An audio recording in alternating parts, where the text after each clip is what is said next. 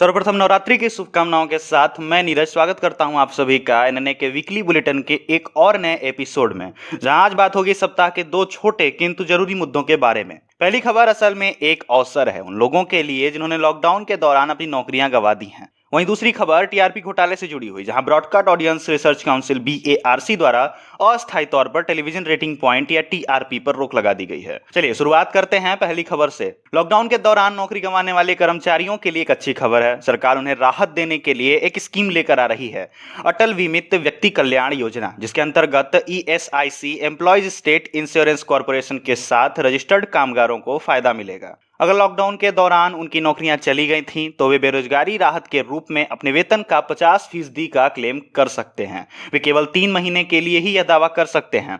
उन कामगारों को भी इसका फायदा मिलेगा जिन्हें फिर से नौकरियां मिल गई हैं।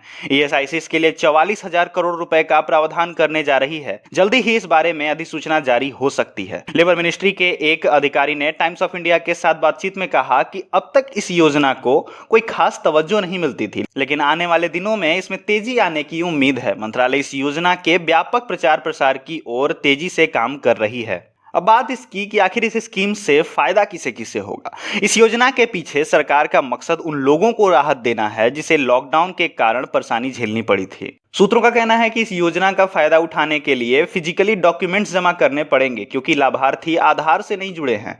इस योजना का फायदा ईएसआईसी के उन सदस्यों को भी मिलेगा जिन्होंने दिसंबर तक अपनी नौकरी गंवा दी है। मंत्रालय के सूत्रों ने बताया कि इस योजना के तहत रोज करीब 400 क्लेम आ रहे हैं।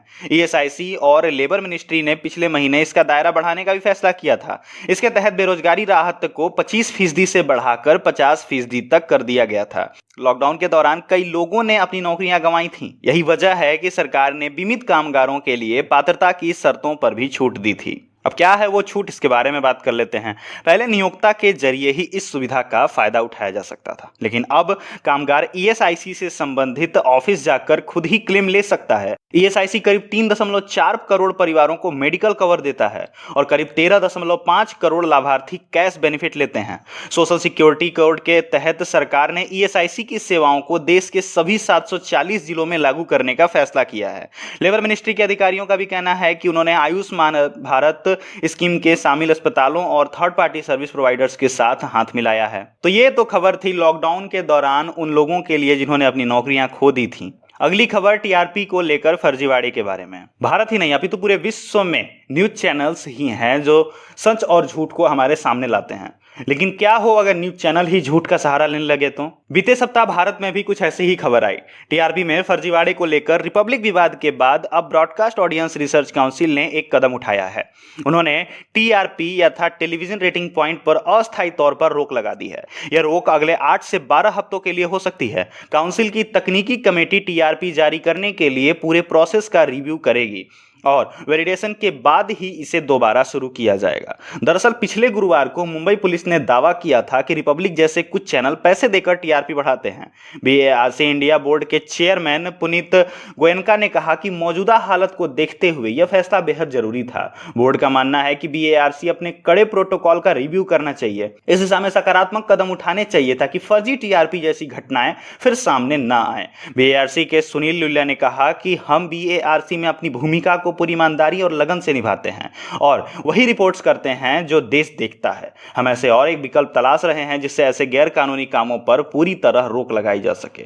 सुप्रीम कोर्ट ने भी रिपब्लिक टीवी से हाईकोर्ट जाने के लिए कहा। असल में मुंबई पुलिस की ओर से समन भेजे जाने के खिलाफ रिपब्लिक टीवी ने सुप्रीम कोर्ट में याचिका की थी, जिसके बाद सुप्रीम कोर्ट ने उन्हें बॉम्बे हाईकोर्ट जाने के लिए कहा था। मुंबई पुलिस ने 8 अक्टूबर को प्रेस कॉन्फ्रेंस करके फॉल्स टीआरपी रैकेट का भंडाफोड़ करने का दावा किया था।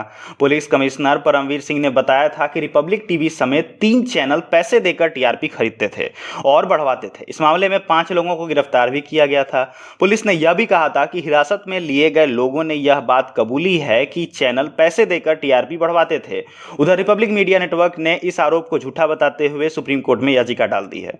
लेकिन आखिर ये BARC है क्या, जिसके साथ छेड़छाड़ करने का न्यूज चैनल्स पे आरोप लगा है, और आखिर इसका डेटा किस काम आता है? चलिए इसके बारे में बात करते हैं।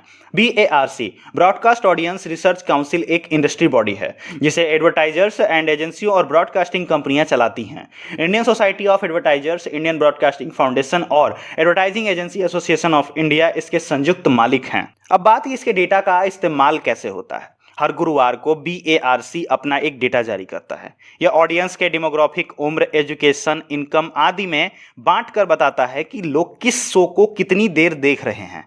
इस पर चैनल के एडवर्टाइजमेंट रेवेन्यू भी निर्भर करती है। इसका मतलब यह है कि पूरा देश क्या देख रहा है वह इन 45,000 परिवारों के टीवी पर लगे डिवाइस बताते हैं। BARC इन डिवाइस को गोपनीय रखता है, लेकिन छेड़छाड़ के आरोप पहले भी लगते आ रहे हैं। मुंबई पुलिस कमिश्नर ने आरोप की कड़ी निंदा की है और यह आरोप उसी कड़ी में एक नया आरोप है। फिक्की और अर्न्स्ट एंड यंग की रिपोर्ट के मुताबिक पिछले साल भारत में टीवी उद्योग 78,700 करोड़ रुपए का रहा और इसमें भी एडवर्टाइजर्स के लिए TRP ही मुख्य क्राइटेरिया रहा एडवर्टाइजिंग करने का। अब बात की इतनी सिक्योरिटी के बाद भी टीवी चैनल्स TRP को कैसे प्रभावित कर सकते हैं।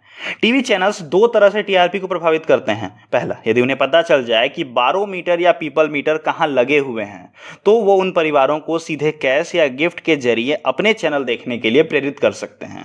दूसरा, वे केबल ऑपरेटर या मल्टी सिस्टम ऑपरेटर्स के जरिए सुनिश्चित करते हैं कि दर्शकों को उनके ही चैनल टीवी खोलने के बाद सबसे पहले दिखे। जिस मीडिया को लोकतंत्र का चौथा स्तंभ कहा जाता है, उनके द्वारा इस तरह की घटनाएं कहीं ना कहीं निंदनीय हैं।